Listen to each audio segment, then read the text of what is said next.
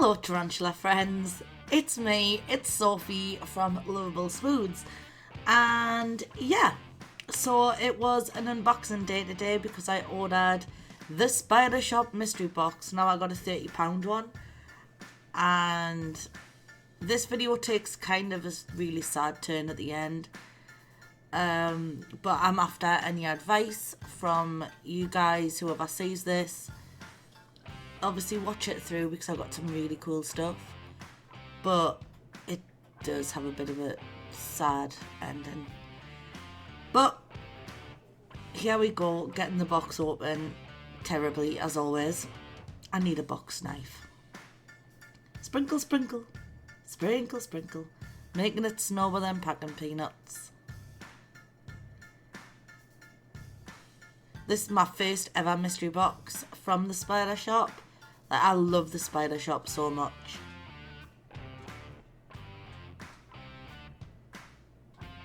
Here we go. I was beyond excited.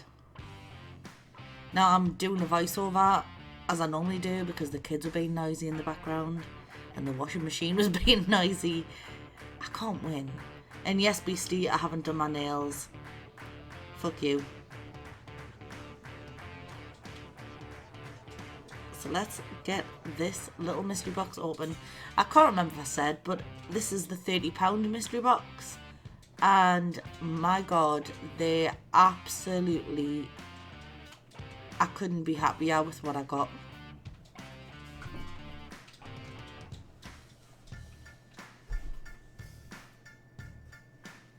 Anticipation. The slow box open. And here we go. So the first thing I spotted was this little thing. And it is the tiniest little mantis I have ever seen in my life. Oh my god, I was beside myself.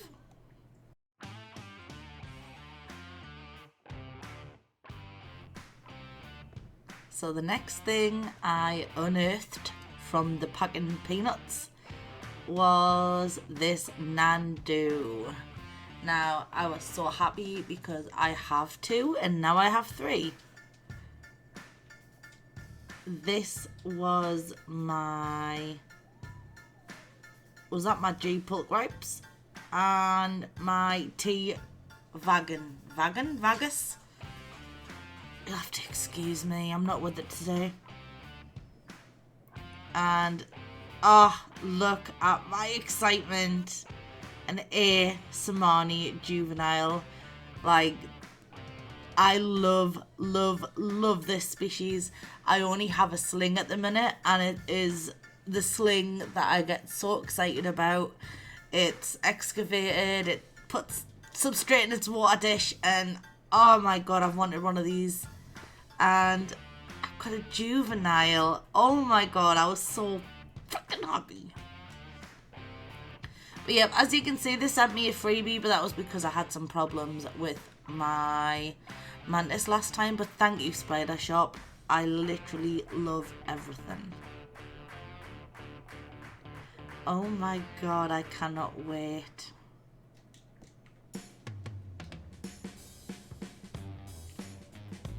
So let's house these slings.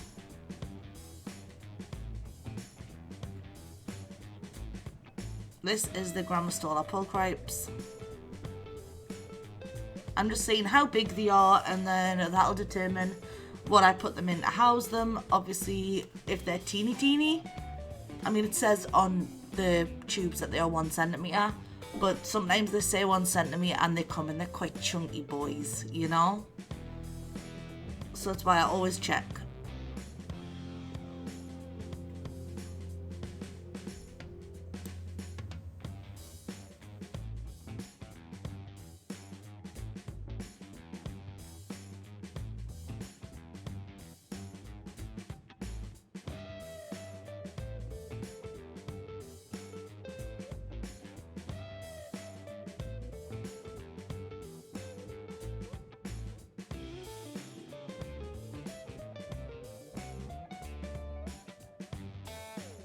So they were all tiny ditties, and yes, we see I got a Samani.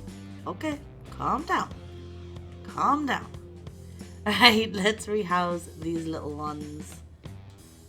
So I've got some spider mix that I just keep in a tub for such occasions. And we're gonna pack it down, put a decent amount in because slings do like to bury. Like to bury? Burrow. That's better. Now later on I will be putting some moss on top just so they can hide in it. Once I'm done here, we will have a little look at these slings.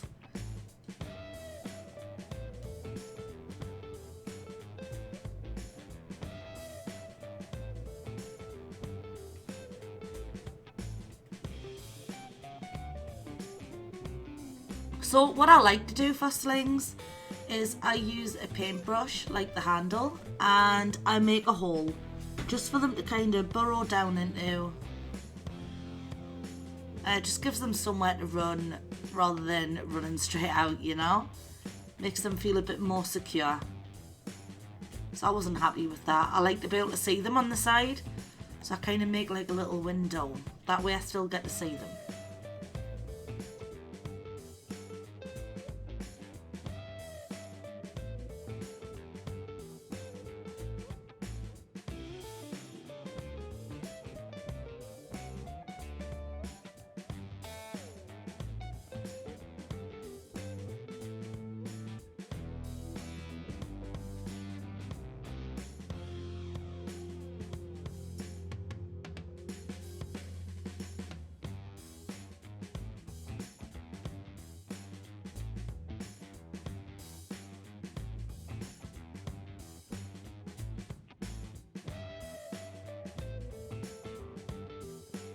So I like to always mark somewhere on the tub where they're gonna, like what's going in there. I don't like to get mixed up, obviously. So this is my Nandu. And I did try and show you guys, but it was totally off camera and everything. So I mean, you guys have seen slings. And if you haven't, you're gonna see slings anyways.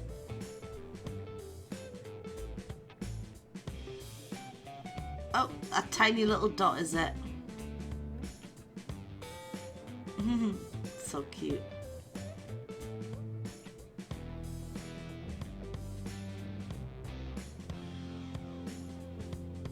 That is 3 Nandus I have now.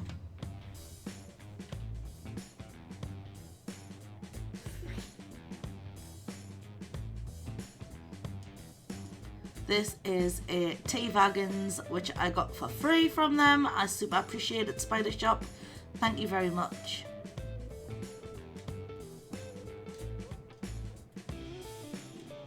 I also love this species as well. I already have one of these. And it's a pretty cute, sweet little T. Well, T? Sling, to be honest. So cute.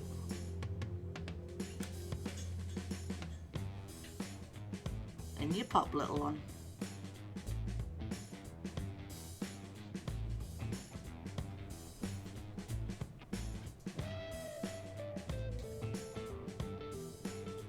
There we go.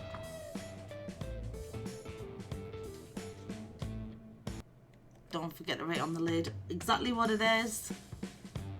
I would hate to get mixed up.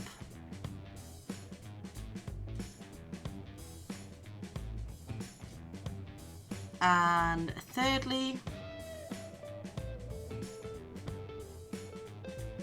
yep, you guessed it, it's the Grammostola pulchripes, which I absolutely love.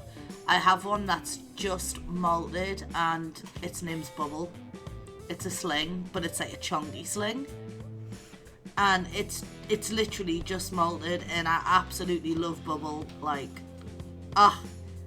I think we might have to call this one Squeak. Bubble and Squeak. I like that idea. So I now own 2 of these slings, one larger than the other.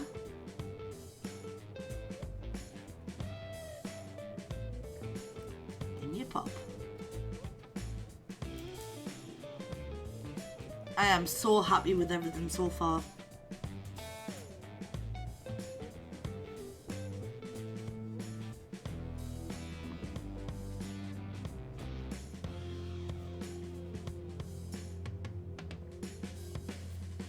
And next we have the thistle mantis. Look how small that is. It is absolutely tiny.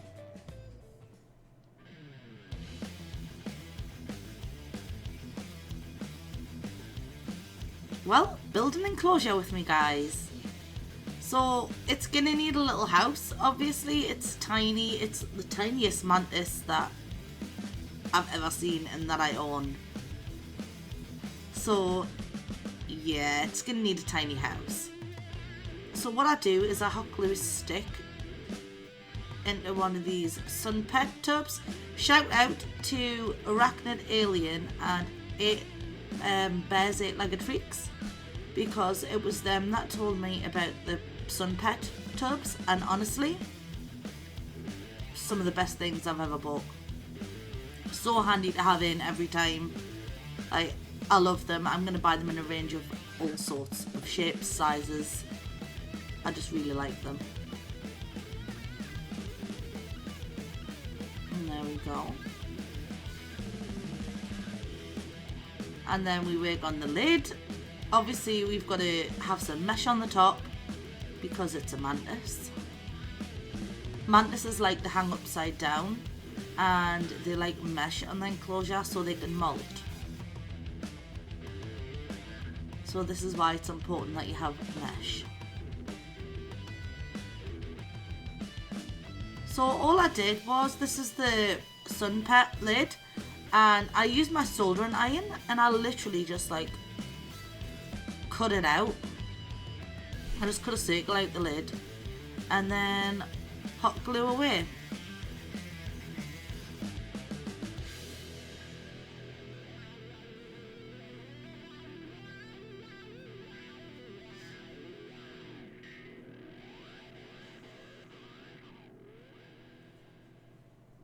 I don't like burning my fingers when using hot glue. It's an essential to have in the hobby because there's always something that needs done.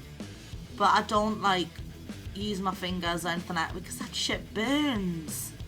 So I like to use a pair of scissors to kind of pat everything down.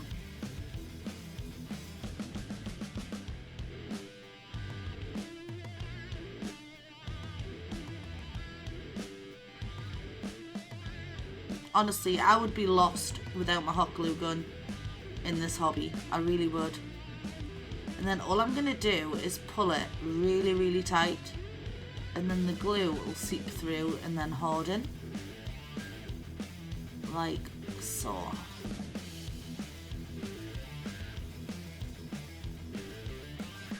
Ouch. Obviously I'll pull the stringy bits off and all sorts, but there you go, there's a mantis lid. Alright, now we have it set up and sorted, well kind of. We need to spray in some water. I'm going to make sure that the big droplets run down because I don't want it obviously drowning or whatever. And now this is cooled and hardened. I'll pull the strings off and we're going to cut the excess net off. Now this net I got off eBay and I got like 2 meters for something like £2. So it's one hell of a deal and I use it in all sorts. Like you'll see me use this net a lot throughout my videos. And it's just really handy to have in.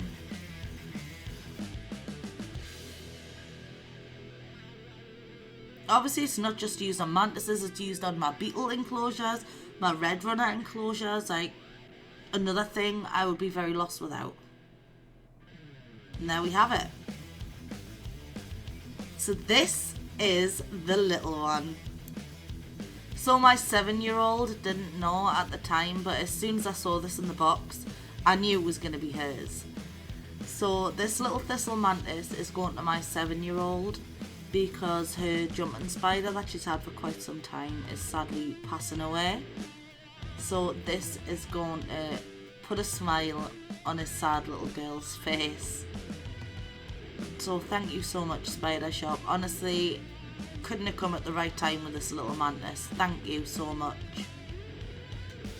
She's decided to call it Roxanne.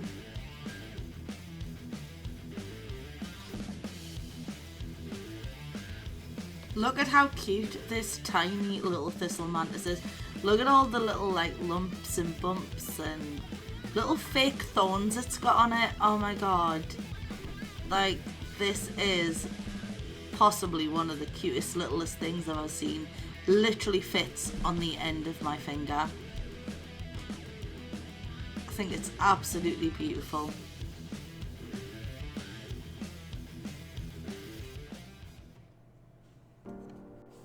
So this is where everything goes wrong, sadly, and safe to say I'm heartbroken.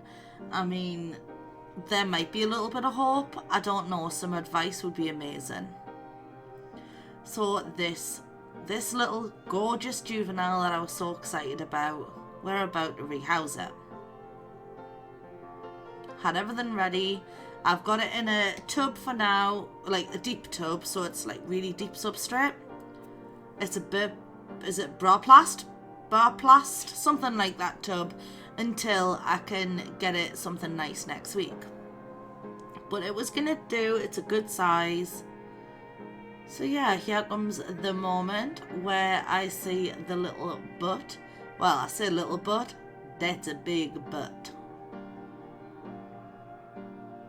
Now I noticed straight away that there was no movement. Oops. Like, zero movement.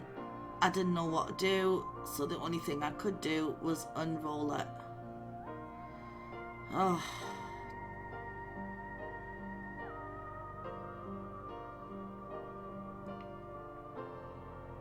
And I look to find this. Now there was a little bit of a leg movement there, but I was like, are you live? So right, it's not moving. So I asked about some advice for friends, and I want to say massive thank you to them friends.